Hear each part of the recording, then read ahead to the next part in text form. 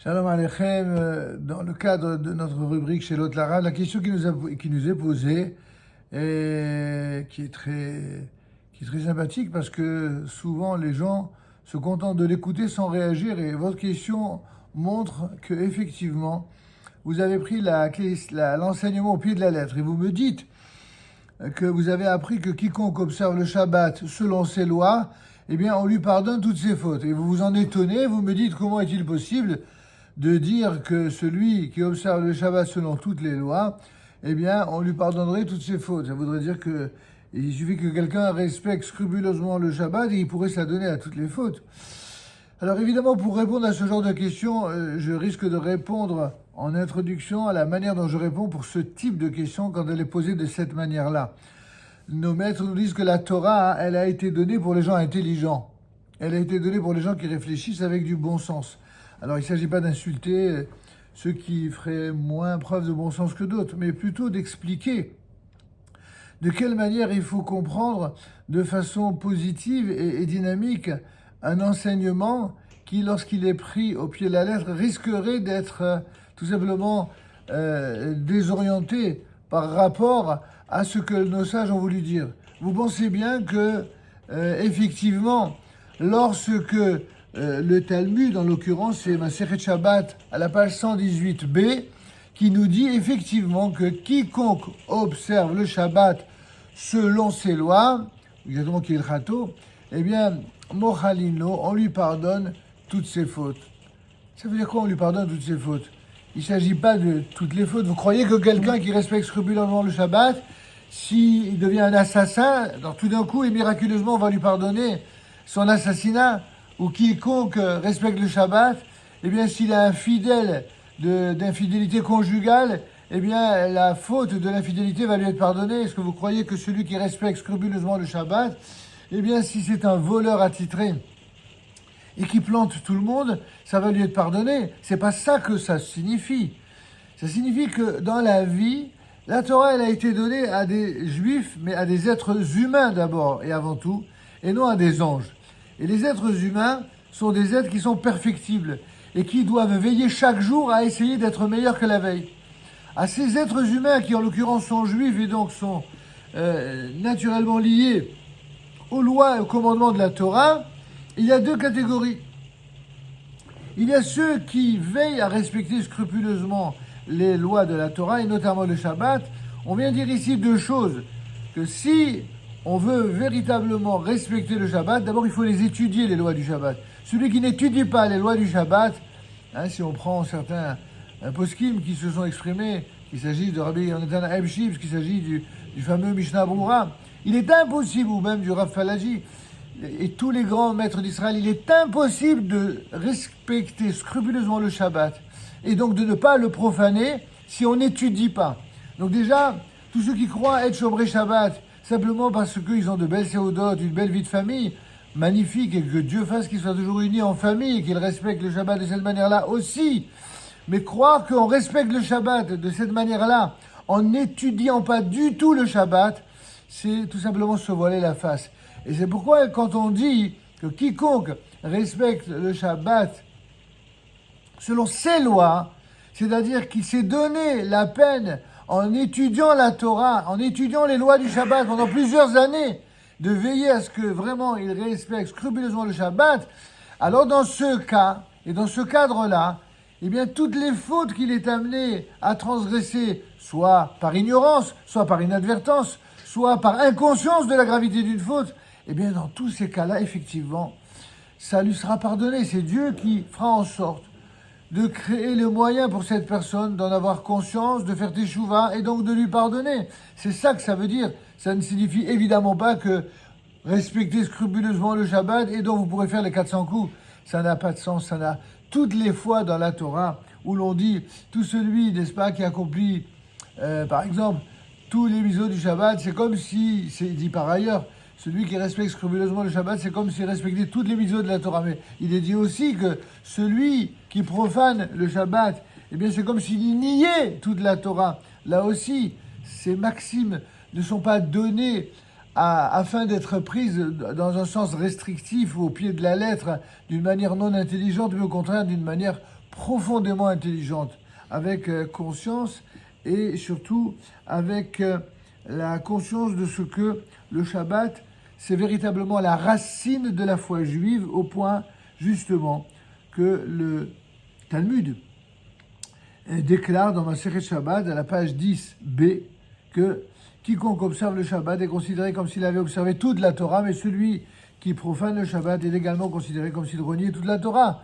Il est dit aussi dans une autre citation qui est ramenée dans l'introduction des lois du Shabbat du Chafetz Chaim, dans le fameux Mishnah Brura, que quiconque transgresse le Shabbat, en tout cas de manière préméditée, il est exactement comme s'il s'adonnait à l'idolâtrie.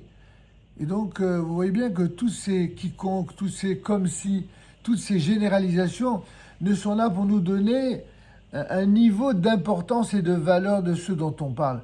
Le Shabbat, c'est pas une petite chose. Comme cela nous est justement rapporté dans l'introduction au livre Les fondements du Shabbat du Rav Loria, il dit quelque chose de merveilleux. C'est que il y a une sorte de mise en condition nécessaire pour réaliser l'importance du Shabbat.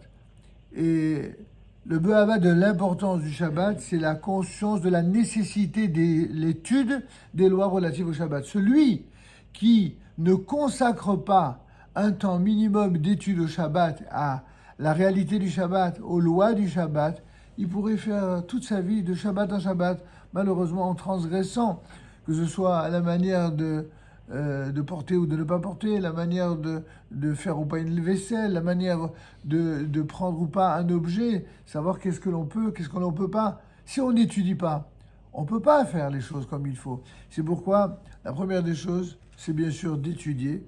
La deuxième des choses, c'est bien sûr d'appliquer, de prendre en exemple ceux qui savent. Et surtout, la troisième chose qui devrait peut-être aller en numéro 1 ex aequo avec le fait d'étudier, c'est s'habituer à écouter et de ne pas interpréter ni contester. Quand on interprète ou quand on conteste, alors qu'on ne s'est même pas donné la peine d'apprendre, évidemment, on va droit dans le mur. C'est pourquoi, Zed Hashem, vous savez que le Talmud nous dit que le Shabbat est un avant-goût d'éternité. C'est ainsi que Akadosh Baruch Hu nous dit que lors du don de la Torah au peuple d'Israël, Akadosh Baruch Hu s'est adressé au peuple juif via notamment Moshe Rabbeinu. En un premier temps, il lui dit « J'ai dans mes trésors un cadeau splendide et inestimable qui s'appelle le Shabbat. Je désire le donner à Israël. Va le leur annoncer. » Et par ailleurs, il est dit « Mes chers enfants, j'ai un trésor dans l'univers et je suis prêt à vous offrir pour l'éternité si vous recevez la Torah et si vous gardez mes préceptes. » Alors évidemment, le peuple d'Israël, comme on le sait, il va accepter la Torah. Mais ce sont des négociateurs dans l'âme et ils questionnent en disant mais de quelle présence s'agit-il? Akadosh Baruch Hu va dire c'est le monde futur. C'est le monde qui est un monde de félicité éternelle. Alors les Juifs de base se laissaient impressionner en disant ok, c'est extraordinaire, mais donne-nous un avant-goût de ce plaisir intense dans ce bas monde, parce qu'on a envie de savoir de quoi tu parles. Alors Akadosh Baruch Hu va répondre le Shabbat, ceci est rapporté dans Otio de Rabbi Akiva, le Shabbat représente 1/60 du monde futur, qui est un Shabbat éternel. C'est ce que nous disons dans le Birkat d'Amazon. On demande à Hachem, dans sa clémence, de nous faire hériter d'un monde où ce monde-là est tout entier Shabbat pour la vie des mondes à venir.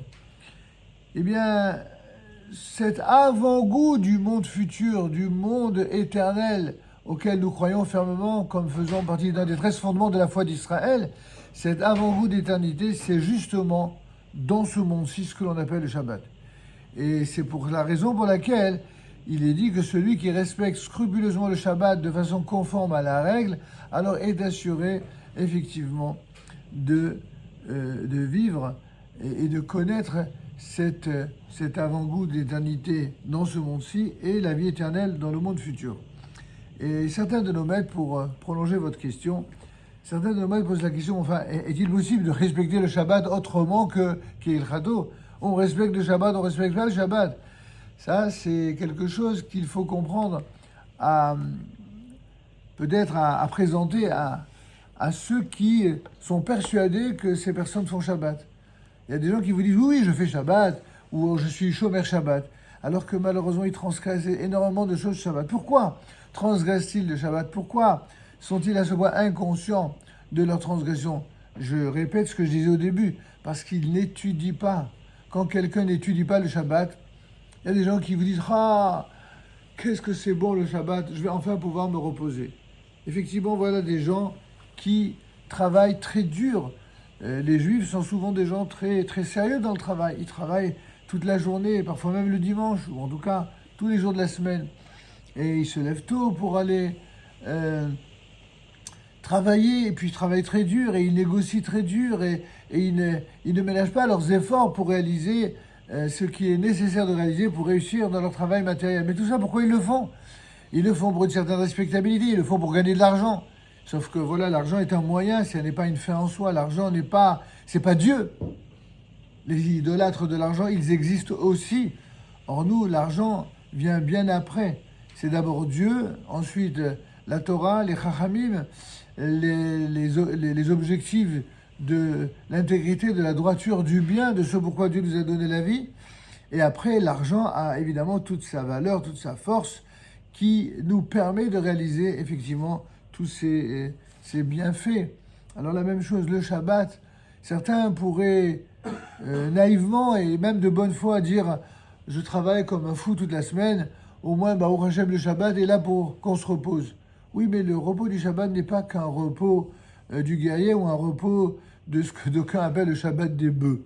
C'est-à-dire, c'est quoi le Shabbat des bœufs? Vous savez que parmi les 10 commandements, il est dit que tu te reposeras, toi, ta femme, n'est-ce pas, ton serviteur, ta servante, ton âne, ton bœuf. Et c'est quoi le Shabbat des bœufs? Qu'est-ce qui peut signifier le Shabbat des bœufs? En fait, lorsque quelqu'un, travaille durement toute la semaine, et arrivé le Shabbat, qu'est-ce qu'il fait? Il dort, il boit, il mange, puis à nouveau, il dort, il boit, il mange, et peut-être il va se balader. Même s'il n'a rien apparemment transgressé de majeur pour le Shabbat qu'il fait, c'est le Shabbat des bœufs. C'est pas le Shabbat des Juifs. Le Shabbat des Juifs, c'est d'abord et avant tout un repos spirituel, c'est-à-dire un jour où il va consacrer à l'étude de la Torah et notamment l'étude des dynimes de Shabbat. Celui qui n'étudie pas la Torah le Shabbat, celui qui n'étudie pas les dynimes de Shabbat pendant Shabbat, non seulement malheureusement il risque de transgresser le Shabbat, mais de compromettre tout sa avodat d'Hachem à Dieu ne plaise.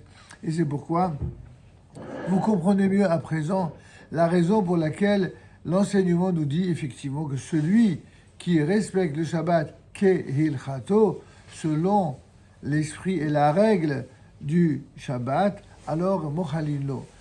Donc dans ce cas-là, effectivement, avec cette bonne foi et cette bonne intention et la création d'un cadre qui lui permet de réaliser cet idéal du respect du Shabbat et du conditionnement moral et spirituel de la vie juive, alors effectivement, on lui pardonne toutes ses fautes. Amen, Kenny Shabbat Shalom.